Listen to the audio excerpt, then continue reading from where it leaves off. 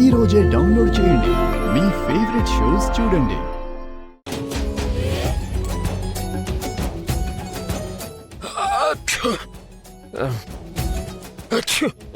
Rama Rama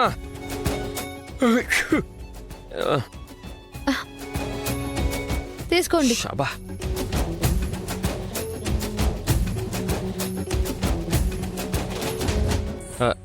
geyser పని చేయట్లేదా? పనిచేస్తుంది. మరి ఈ వేడి నీళ్ళేంటి? ఆ మీరు తుమ్ముతున్నారు కదా.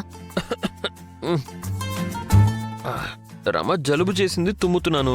టాబ్లెట్ వేసుకుంటే తగ్గిపోతుంది. సార్ ఈ వేడి నీళ్ళు ఎందుకు అంటున్నా?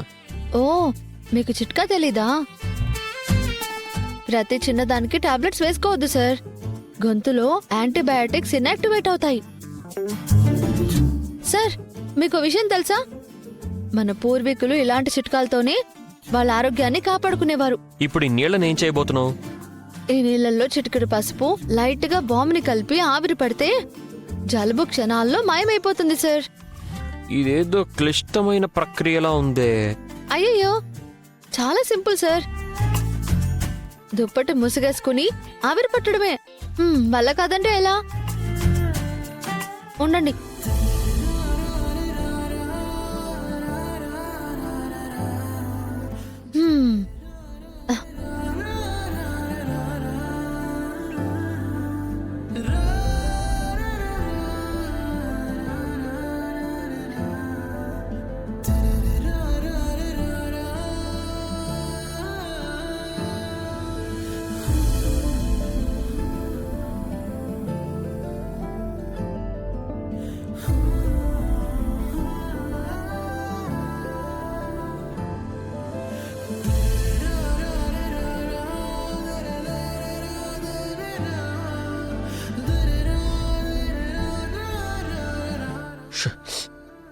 రామా లోపలంతా చీకటిగా ఉంది.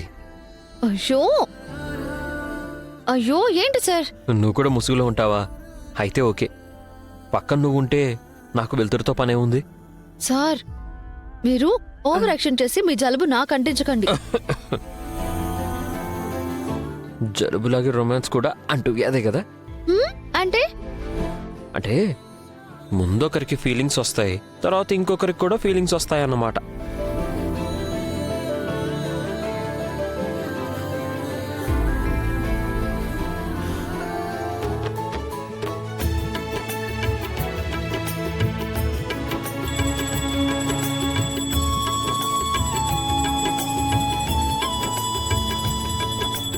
వదినా, నేను ఈ పందెంలో గెలవాలని నన్ను ఆశీర్వదించండి వదినా. మీరే గెలుస్తారండి. ఆ?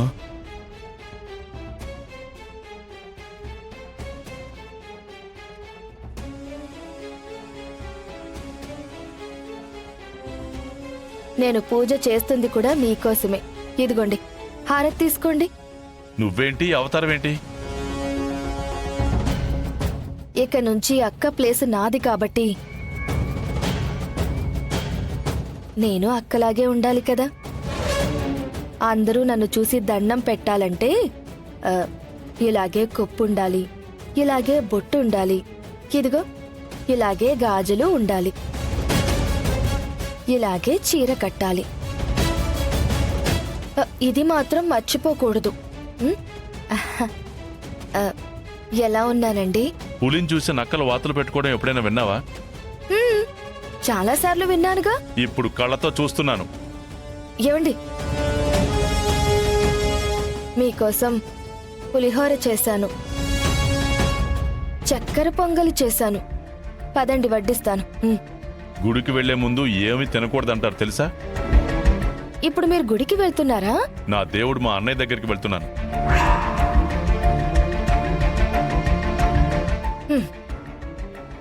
అధికారం చేతికి ఇచ్చాక కూడా ఈయనకింకా అన్నా వదిన అనే పిచ్చి తగ్గలేదు.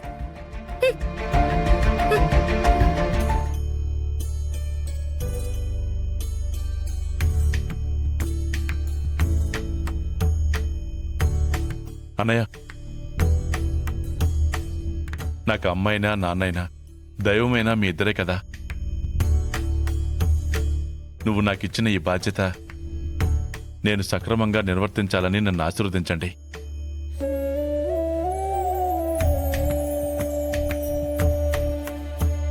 నువ్వు గెలవాలని నాకు మనస్ఫూర్తిగా ఉంది శివరాం.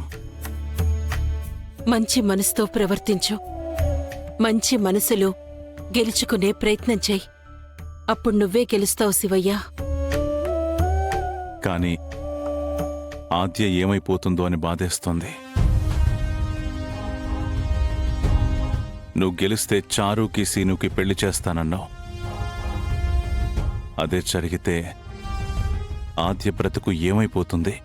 అదే ఉందన్నయ్య, ఈ రోజుల్లో ఒక మగాడికి ఇద్దరు పెళ్ళాలేరా? అలాగే ఆద్య కూడా ఉంటుంది. శివయ్య శివయ్య శివయ్య అందరం బాగుండాలంటే అందరికీ న్యాయం జరగాలి కదా వదినా. న్యాయం పేరుతో మన వివాహ వ్యవస్థని అవమానిస్తున్నావా? వ్యవస్థల కంటే వ్యక్తులు సంతోషంగా ఉండటం ముఖ్యం కదా వదినా. ఏంటయ్యా ఇది?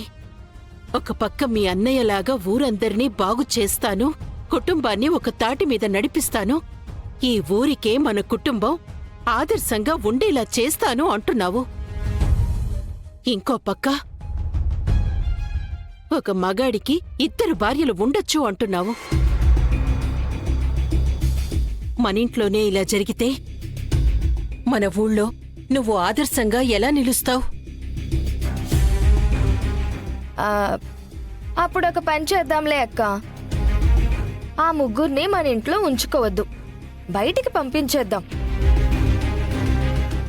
లేదంటే ఆద్యకి సీనుకి విడాకులు ఇప్పించేద్దాం.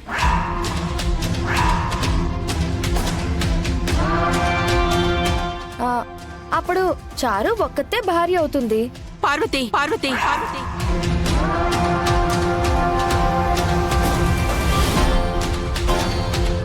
అంటే ఆ అవకాశం కూడా ఉంది అంటున్నాను.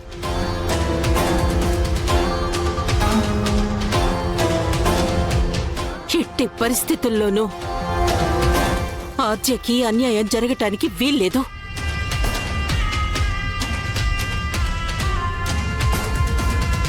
అన్నయ్య, నేను వెళ్ళొస్తాను. నేను కూడా వెళ్తాను.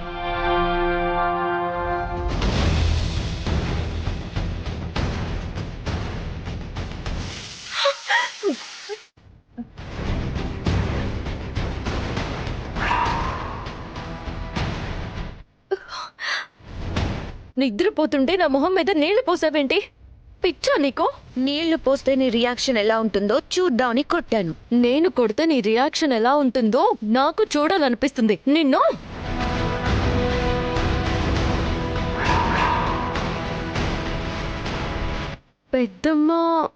పెద్దమ్మ కాదు, పిన్ని. నేనే నిన్ను నిద్ర లేపమన్నాను. ఎందుకు?